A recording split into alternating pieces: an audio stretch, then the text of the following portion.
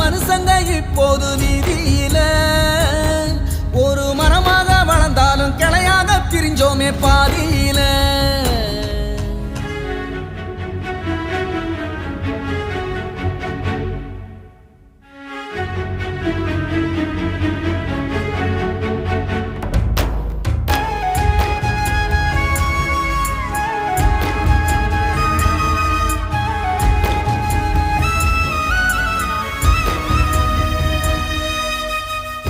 எங்க வீட்டு தேவதைய காணலைய வேதனதான் தலைமுறை தாண்டி வந்த நீயும் ஒரு பூவேததான்.